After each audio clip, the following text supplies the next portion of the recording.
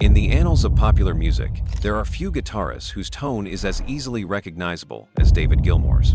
Ethereal yet earthy, soaring yet intimate, Gilmour's playing has long been the emotional foundation of Pink Floyd's most ambitious works.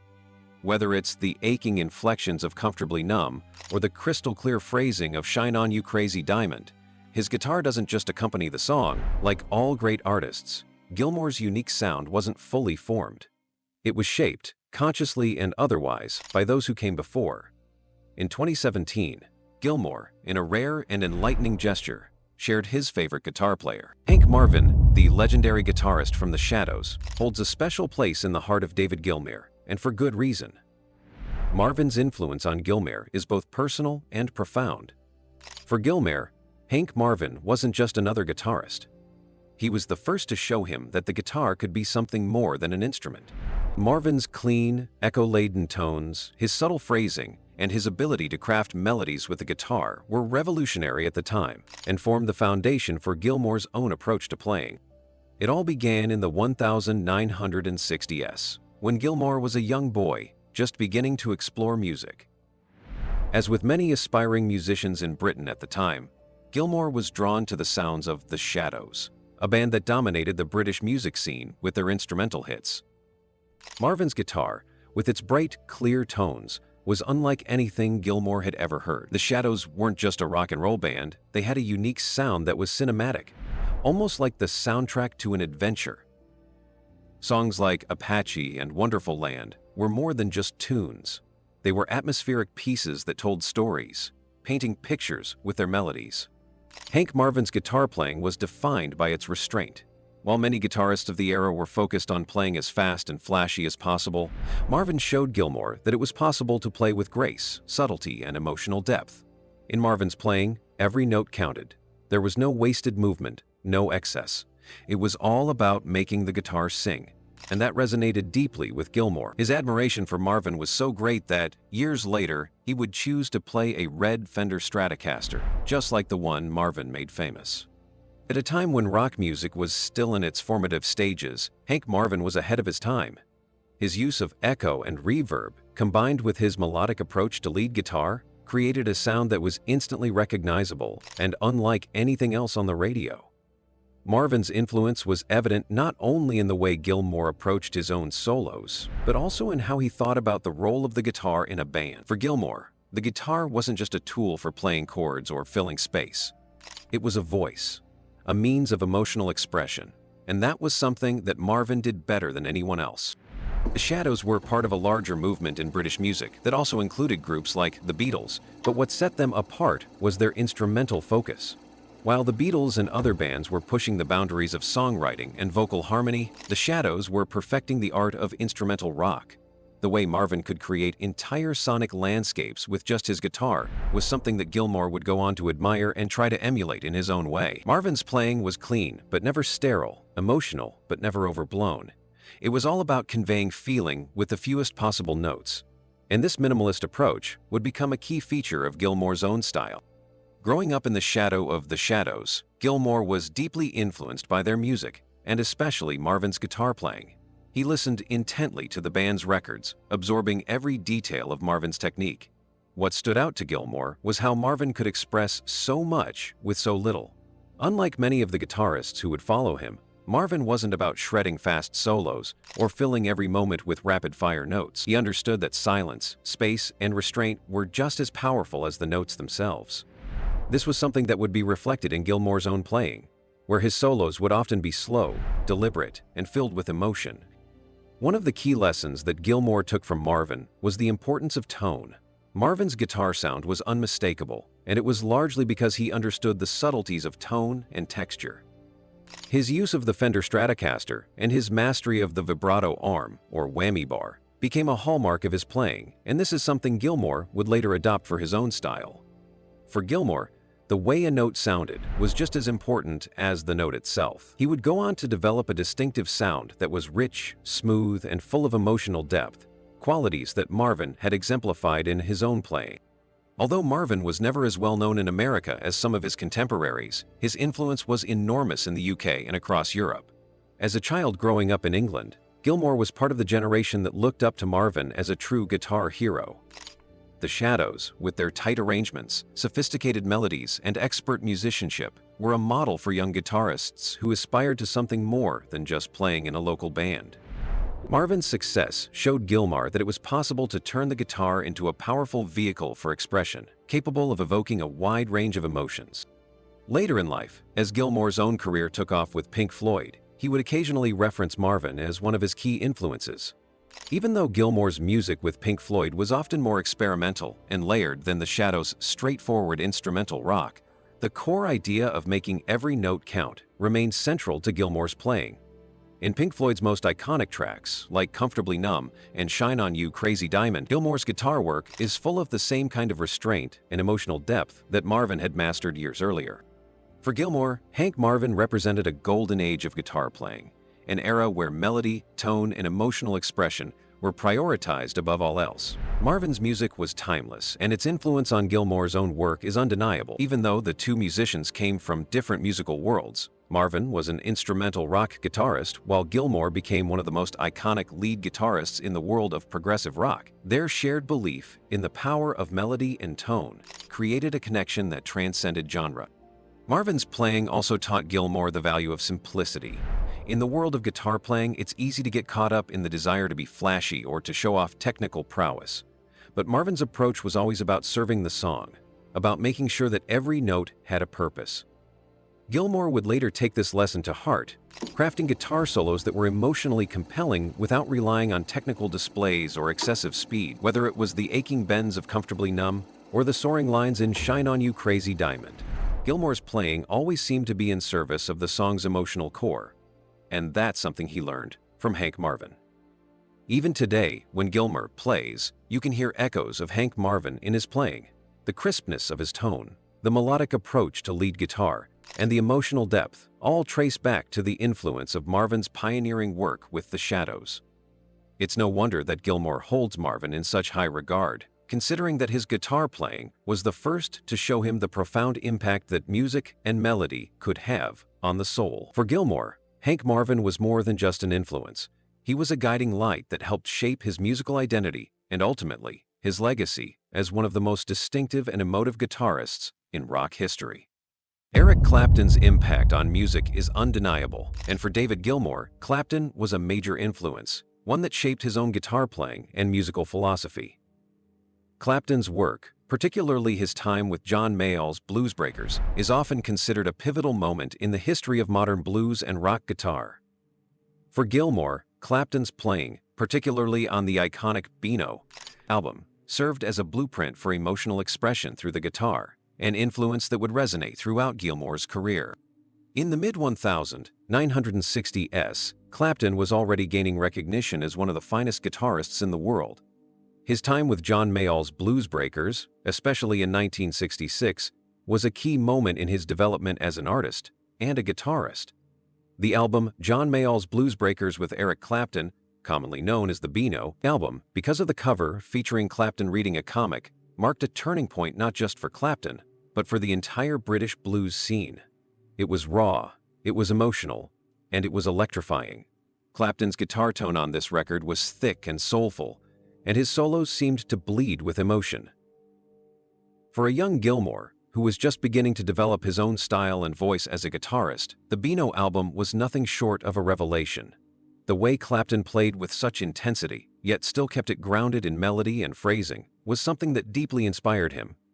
Gilmour often talked about how he would spend hours trying to replicate Clapton's solos from the Beano album, a rite of passage for many young British guitarists at the time. Gilmour was captivated by Clapton's ability to convey raw emotion through his instrument, and it became clear to him that the power of the guitar wasn't just in speed or technical prowess. It was in the feel, the soul, and the story behind each note. What stood out to Gilmour in Clapton's playing was the connection between the guitar and the emotion it conveyed. Clapton wasn't just playing notes. He was telling a story with every bend, every vibrato. His phrasing was deliberate and thoughtful, a perfect balance between aggression and restraint. Clapton's solos on songs like Hideaway and All Your Love are some of the most iconic in rock history. They're not just technical exercises. They're songs in themselves, with a beginning, a middle, and an end. There's a narrative quality to Clapton's solos that made him a master of emotional expression on the guitar.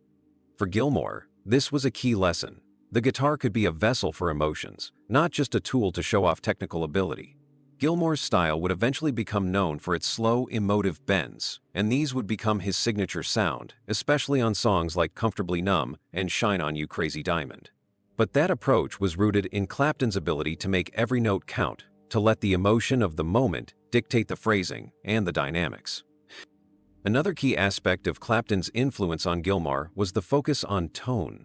Clapton's sound was rich, warm, and full, and it became something that many guitarists, including Gilmour, tried to emulate. Clapton's use of the Gibson Les Paul and the Marshall amplifier created a tone that was both smooth and aggressive, perfectly suited to his playing style. Gilmour, who would later become famous for his use of the Fender Stratocaster, was always focused on the tonal possibilities of the guitar, and Clapton's sound was a major inspiration in that regard.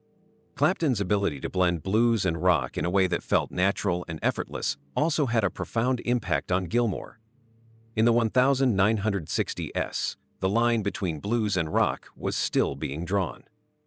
Clapton's work with the Blues Breakers was groundbreaking because he brought the raw emotion of blues into the world of rock, creating a sound that would go on to influence countless musicians. This fusion of blues and rock became a hallmark of Pink Floyd's music, with Gilmour often combining blues-based phrasing with the atmospheric, psychedelic soundscapes that the band was known for. While Gilmour's playing evolved in a different direction, his foundation was built on the same principles of emotional expression and musical exploration that Clapton had pioneered. Clapton's influence on Gilmour wasn't just about the guitar. It was about how the instrument could serve the song. Clapton's approach to soloing was always in service of the music. His solos were never just about showing off his technical skills. They were about enhancing the song, adding depth and emotion to it. This is something that Gilmour took to heart. Gilmour often talked about how he learned to play not by copying exactly, but by understanding the emotional intent behind Clapton's solos and then finding his own voice.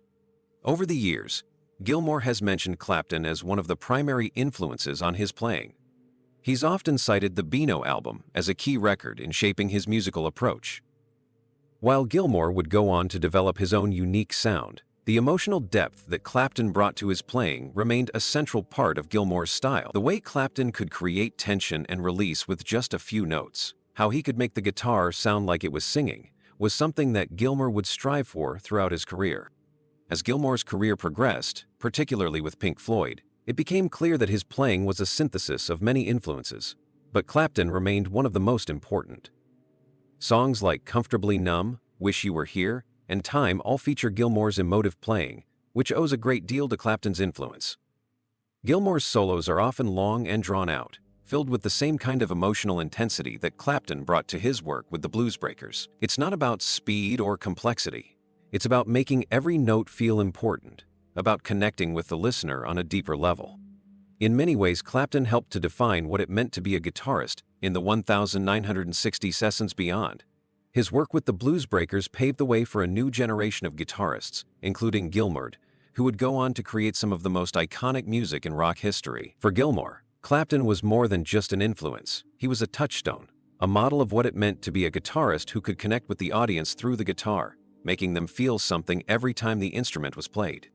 In the end, Clapton's influence on Gilmour goes beyond the technical aspects of guitar playing. It's about the emotional honesty, the sincerity, and the rawness that Clapton brought to his music. It's about making every note count, about saying something with the guitar that words could never fully express. Gilmour, much like Clapton, would go on to become one of the most iconic guitarists of all time, and while their styles may have differed, the emotional core of their playing remains very much the same. Jeff Beck is one of the most influential guitarists of all time, and his impact on music is profound. For David Gilmour, Beck's work was a revelation. Fresh, innovative approach to guitar playing that pushed the boundaries of what the instrument could do. Beck's style is marked by his unrelenting quest to find new sonic textures and his ability to express emotion through the guitar in a way few others can match. Gilmour often refers to Beck as one of the true pioneers of guitar, someone whose style and experimentation shaped not just Gilmour's own playing, but the world of rock guitar in general. Beck's career began in the mid-1960s, First with the Yardbirds, where he replaced Eric Clapton as lead guitarist. His time in the Yardbirds was short but impactful, leaving behind some of the most innovative guitar work of the era, especially on tracks like Heartful of Soul and Shapes of Things. It was during this period that Beck first began to explore the potential of the electric guitar beyond traditional rock and blues. His playing was raw, intense, and full of energy, but it also hinted at the musical depth that would come to define his solo career. After leaving the Yardbirds, Beck formed the Jeff Beck Group, a project that would truly set him apart from other guitarists. His band's self-titled debut album, released in 1968, was a game-changer, showcasing his virtuosic playing and willingness to experiment with new sounds. The album was filled with fiery guitar solos and blues-influenced rock, but Beck wasn't content with just sticking to the tried-and-true formula. He explored different genres, from jazz to funk to experimental rock, and began to experiment with feedback, distortion, and the use of different playing techniques, like fingerpicking and the use of the whammy bar. One of Beck's most important albums came in 1975 with Blow by Blow, an instrumental record that cemented his place as one of the most innovative guitarists in the world. Produced by George Martin, the album was a groundbreaking fusion of jazz, rock, and funk, and featured some of Beck's most expressive and technical playing to date.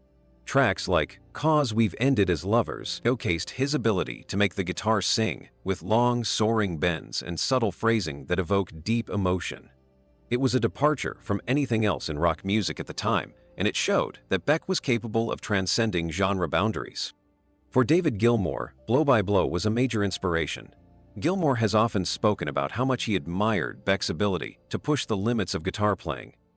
Beck's use of the guitar as a tool for creating atmosphere and texture resonated deeply with Gilmour, whose own style would later incorporate ambient sounds and extended tonal passages. Beck's approach to improvisation and his ability to make every note count also left a lasting impression on Gilmour, who would adopt a similarly restrained and emotional style of playing. What set Beck apart from many other guitarists was his commitment to never being boxed in. While many guitarists were content to play within a particular style or genre, Beck was always searching for something new, something that had never been heard before. His ability to combine genres, from jazz to blues to funk, without ever losing his own identity, was something that Gilmour admired deeply. Beck's fearless approach to the guitar allowed him to create new sonic landscapes, which is something that Gilmour also sought to do in his own music with Pink Floyd. Beck was also known for his incredible tone, which was distinct and instantly recognizable.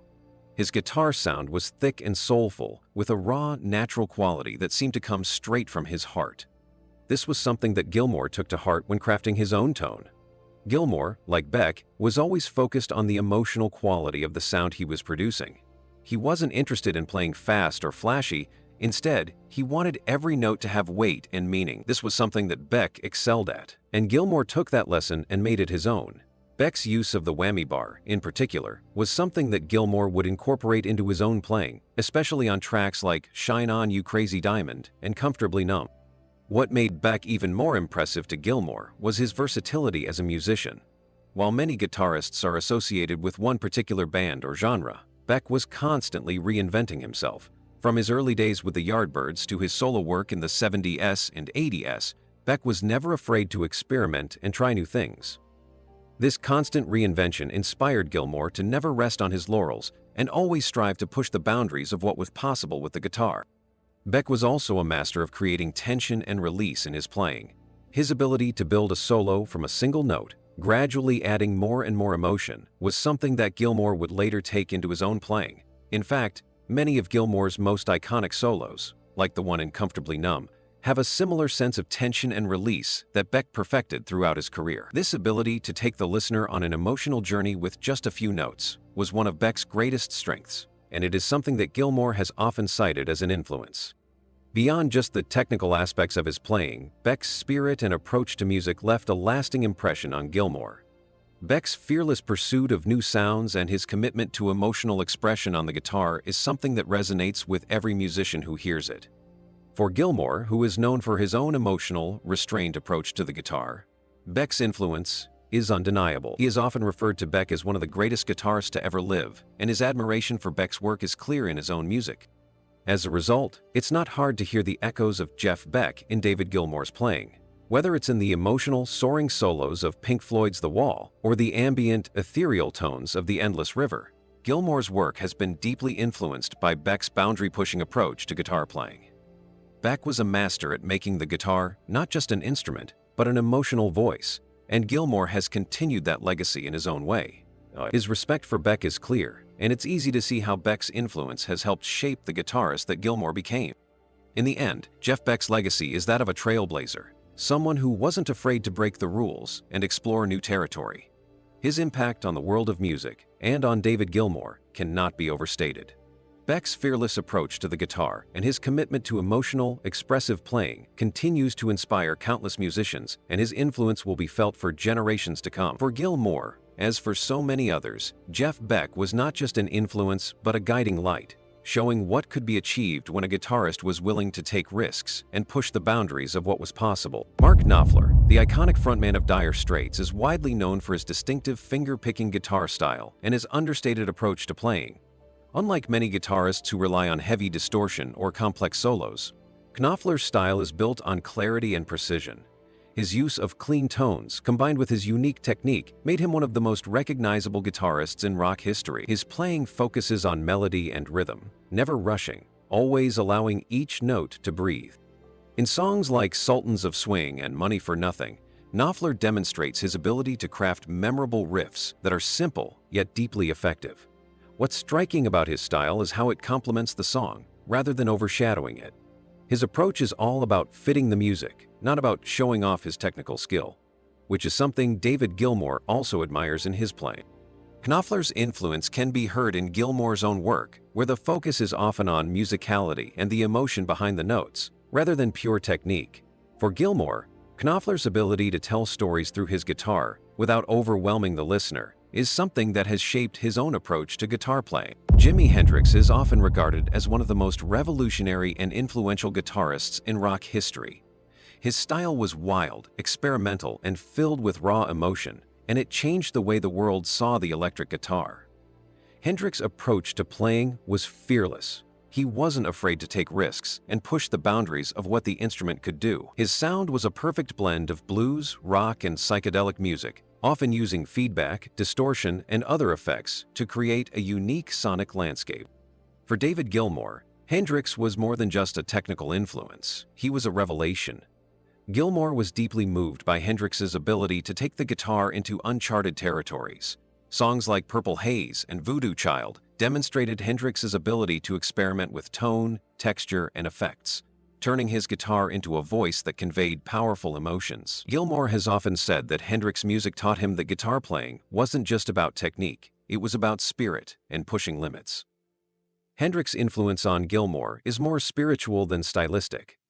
Gilmour channels Hendrix's fearless creativity and emotional depth, though with his own more reserved touch.